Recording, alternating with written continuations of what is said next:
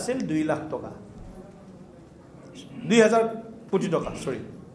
2000 crores rupees এইবাৰ 25-26 railway বাজেটত অসম বা উত্তৰ পূৰ্বাঞ্চলে কিমান পাইছে 10,446,000 crores 2000 কোটিৰ পৰা ৰেলৱে বাজেট উত্তৰ পূৰ্বাঞ্চলত 10,446 crore লৈ আমি বৃদ্ধি কৰিছো অৰ্থাৎ 5 টাইমছ অলমোস্ট এইটো এটা ৰেলৱে বাজেটত এটা গুৰুত্বপূৰ্ণ এটা দিশ সম্বলিত হৈছে গতিকে ৰেলৱেৰ পৰা কৃষিৰ পৰা আৰম্ভ কৰি যোগাযোগ ব্যৱস্থা এই গোটেই কথাবিলাক আমাৰ বাজেটখনত খুব তন্নতন্নকৈ অধ্যয়ন কৰি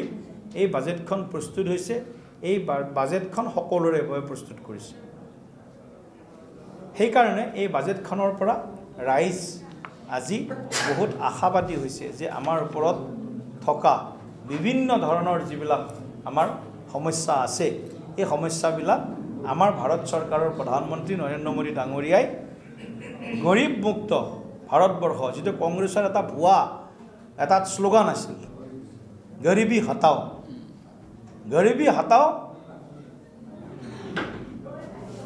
ইন্দিৰা গান্ধীও ক'লে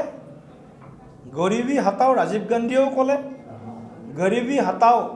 সিংহৰাও গৰীবী হটাও মানে নেহৰুজীও ক'লে গৰীবী হটাও ইন্দিৰাজীও ক'লে গৰীবী হটাও ৰাজীৱজীও ক'লে গৰীবী হটাও আমাৰ নৰসিংহ ৰাওজীও ক'লে গৰীবী হটাও ডক্টৰ মনমোহন সিংজীও ক'লে কিন্তু গৰীবী নাহাতিল তেওঁলোকে দুখন ভাৰত সৃষ্টি কৰি থৈ গ'ল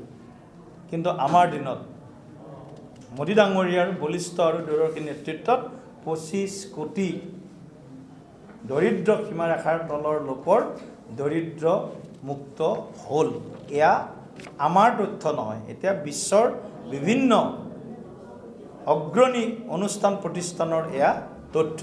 গতিকে মই আৰু বেছি দীঘলীয়া কথা ক'ব বিচৰা নাই বহুত বিষয় আছে বাজেটখন আপোনালোকক মই দি দিম বাজেটখনৰ কপিটো কাৰণ এই বাজেটখনত আকৌ অসম বিচাৰি থাকিলে নাপাব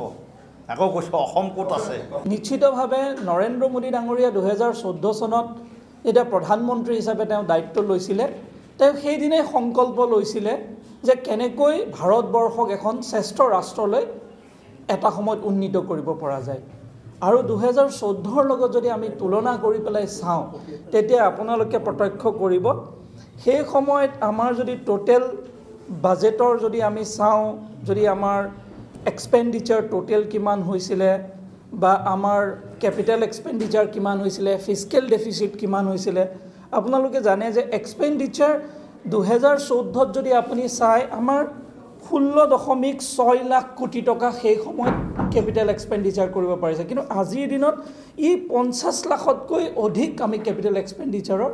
ব্যৱস্থা কৰিব পাৰিছোঁ তেনেকৈ যদি আপোনালোকে টোটেল এক্সপেণ্ডিচাৰ আমি টোটেল কৰিলোঁ 50ৰ ওপৰত কেপিটেল এক্সপেণ্ডিচাৰ আমি 10 লাখৰ ওপৰত কৰিলোঁ আৰু ফিস্কেল ডেফিচিটো আপোনালোকে জানে সদায় ফিস্কেল ডেফিচিটটো কিমান আমি কমাই ৰাখিব পাৰোঁ সেইটোৱে সবতকৈ ডাঙৰ কথা কিন্তু আমি 4.8% পৰা 4.4 লৈকে আমি ফিস্কেল ডেফিচিট কমাব পাৰিছোঁ তাৰ মানে বেলেন্স ইকনমিৰ কাৰণে বা ভাইব্ৰেণ্ট ইকনমিৰ কাৰণে যি প্ৰয়োজন আজি সম্পূৰ্ণ এই 10 বছৰত চৰকাৰে সম্পূৰ্ণ কৰিবলৈ সক্ষম হৈছে ইয়াৰ লগতে আপোনালোকে ওভাৰঅল যদি আমি চাওঁ গোটেই বাজেটখনত বহুত ডাঙৰ পদক্ষেপ কিছুমান লোৱা গৈছে যিবিলাকত হয়তো ডিফেন্সত আমি আগত কেতিয়াও গুৰুত্ব দিয়া নাছিলে কিন্তু ডিফেন্সত এবাৰ সবতকৈ বেছি গুৰুত্ব দিয়া হৈছে ডিফেন্স প্ৰকিউৰমেণ্টত যিটো আমাৰ খৰচ হৈছিলে কিন্তু ডিফেন্সক আমি নিজে কেনেকৈ উৎপাদন কৰিব পাৰোঁ তাৰ ব্যৱস্থা এই গোটেই কমপ্লিট বাজেটখন কৰিছে এই বাজেটখনত কেইটামান কথাৰ কোৱাৰ আগতে মই প্ৰথমে আপোনালোকক ক'ব বিচাৰিম নৰেন্দ্ৰ মোদী ডাঙৰীয়া ভাৰতৰ প্ৰধানমন্ত্ৰী তেখেতক প্ৰথমে আমি কৃতজ্ঞতা জনাব লাগিব ধন্যবাদ জনাব লাগিব তেখেতৰ দূৰদৰ্শী পদক্ষেপৰ বাবে নিৰ্মলা সীতাৰমণ ডাঙৰীয়ানীকো আমি ধন্যবাদ কৃতজ্ঞতা জ্ঞাপন কৰিছোঁ তেখেতৰো সেই দূৰদৰ্শী সিদ্ধান্তসমূহক বাস্তৱ ৰূপ দিবৰ কাৰণে এইবাৰ বাজেটত মূল 4টা বিন্দুত গুৰুত্ব দিছে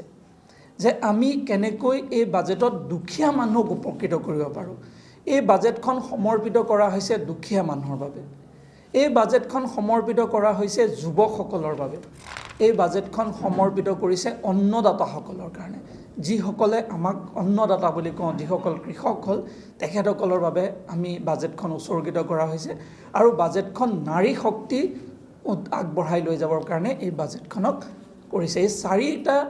শ্ৰেণীক লক্ষ্য কৰি পেলাই এই বাজেটখনক ৰূপৰেখা প্ৰস্তুত কৰা হৈছে সেয়েহে এই যিকোনো খবৰৰ বাবে যোগাযোগ কৰক 7099017330 লগতে 7099017110 নম্বৰত